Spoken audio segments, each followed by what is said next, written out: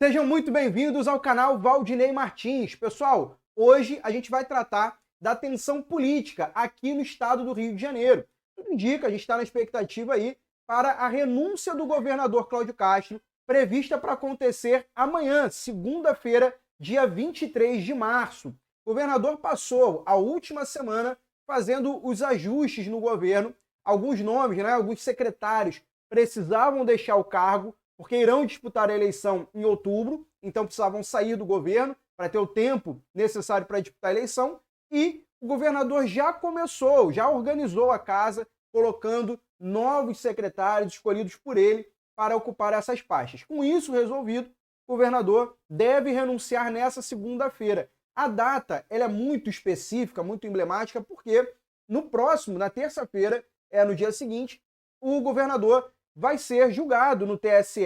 Está previsto aí a retomada do julgamento do governador no TSE, julgamento que já tem 2 votos desfavoráveis ao Cláudio Castro. 2 votos aí para cassar o mandato dele e também torná-lo inelegível. E aí, com a antecipação da renúncia dele, ele renunciando um dia antes, pelo menos a cassação do mandato ela não vai ocorrer. E isso é muito importante no Rio de Janeiro, porque renúncia de governador para disputar a eleição, isso é muito normal. O governador está no segundo mandato. Esse ano nós temos Caiado renunciando para concorrer à presidência, Zema renunciando para concorrer à presidência, Caiado do Goiás, Zema de Minas, Ratinho Júnior do Paraná, todos na mesma situação, renunciando o mandato para concorrer a alguma eleição, Cláudio Castro renunciando para concorrer ao Senado. O que muda no Rio de Janeiro é que no estado do Rio não tem vice-governador no momento. Isso porque o Thiago Pampulha, que era o vice do Cláudio Castro, ele renunciou no início de 2025. O vice-governador renunciou para ocupar uma cadeira no TSE. Então, nós, com a renúncia do governador Cláudio Castro, teremos no Rio de Janeiro o que chamamos de dupla vacância. Sem governador, sem vice. Isso gera um grande impasse no estado do Rio de Janeiro, principalmente porque o presidente da Assembleia Legislativa, que deveria assumir o governo na ausência do governador, ele está também afastado por decisão da Justiça. O Rodrigo Bacelar é acusado de envolvimento com o crime organizado e de ter dado informações, enfim, atrapalhado investigações, por isso ele foi afastado da presidência da Alerj. Então é um momento complexo no Rio de Janeiro. A Alerj fez uma lei, apresentou uma lei, foi aprovada e sancionada pelo governador para regulamentar, para organizar uma eleição indireta, porque é uma situação inédita no estado do Rio de Janeiro. A gente nunca ficou sem governador e sem vice, precisando de uma eleição indireta. A eleição indireta não é a pior opção, porque se o governador fosse cassado, por exemplo, antes de renunciar, teríamos uma antecipação da eleição, a eleição agora, e no momento em que ainda não tem nomes definidos para concorrer a essa eleição. E aí, a eleição indireta será como? O governador renunciando, assume interinamente o presidente do Tribunal de Justiça, será governador por uns 40 dias e ele convocará novas eleições, eleições indiretas, ou seja, os nomes, os candidatos serão apresentados à Alerj e os deputados estaduais se reunirão para eleger o governador do Rio de Janeiro até 31 de dezembro. Ou seja, nesse ano, 2026, teremos 3 governadores no Rio. Cláudio Castro, o presidente do TJ durante 40 dias e depois o governador interino, que assumirá até o dia 31 de dezembro. Dia 1º de janeiro, assumirá um novo governador, que será eleito na eleição normal em outubro. Essa é a situação do Rio de Janeiro.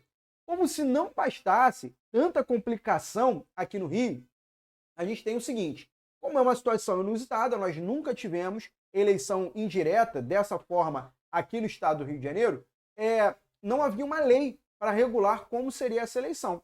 A Alerj apresentou uma lei, ela foi aprovada, foi sancionada pelo governador, mas 2 pontos centrais dessa lei foram derrubados, foram considerados inconstitucionais pelo ministro Luiz Fux, do STF. Quais são esses pontos? O primeiro tratava da desincompatibilização, ou seja, aquelas pessoas que querem concorrer à eleição indireta e ocupam cargo no governo federal, governo estadual ou nas prefeituras, precisam sair desses cargos para concorrer à eleição.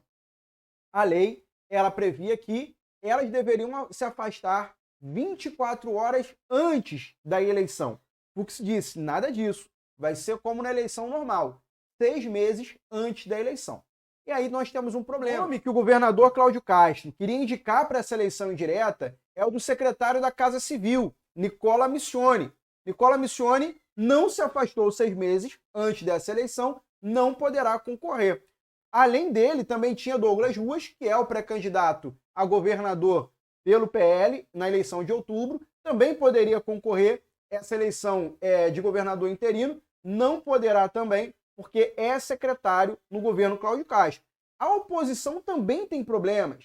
Isso porque o nome na oposição é o do Eduardo Paes, prefeito do Rio de Janeiro, não se afastou 6 meses antes, não pode concorrer à eleição indireta.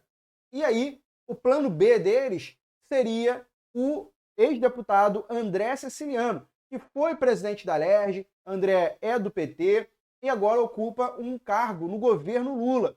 Também André Ceciliano não se licenciou 6 meses antes, não poderá concorrer à eleição de governador interino do Rio de Janeiro. Então vejam, governo e oposição não têm agora nomes conhecidos, testados, enfim, definidos. Por quê? Precisam ser nomes competitivos para ganhar a maioria dos 70 deputados na LERJ. Então, o Rio de Janeiro segue hoje com uma indefinição muito grande, um impasse muito grande.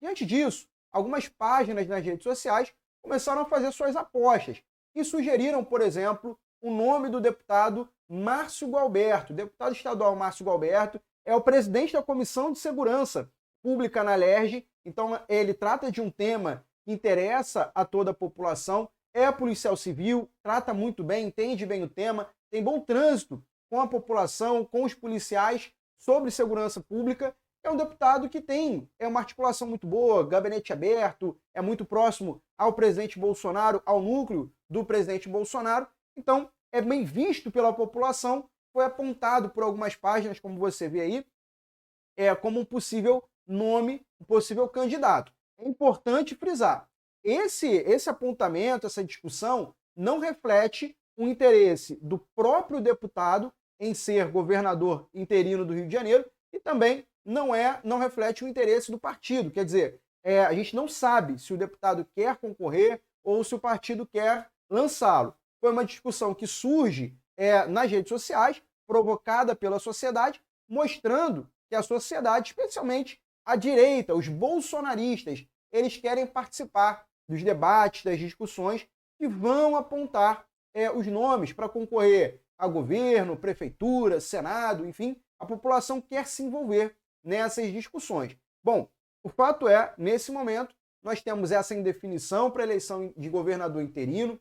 Óbvio, se a direita ganhar essa eleição, isso ajuda na eleição do próximo governador, que é o pré-candidato Douglas Ruas, e se a esquerda ganhar, óbvio, a esquerda vai usar esse período no governo do estado interino para facilitar e ajudar a eleição do seu pré-candidato, que é o soldado do Lula, que é o Eduardo Paes. Então, esse é um momento de muita tensão aqui no Rio de Janeiro. Quero saber a sua opinião. Se você fosse agora dar um palpite, qual é a sua aposta? Você acha que a LERJ vai eleger um governador interino da direita ou da esquerda? E quem você gostaria que fosse o governador do Rio de Janeiro nesses meses, até dezembro, até 31 de dezembro? Deixe a sua opinião nos comentários.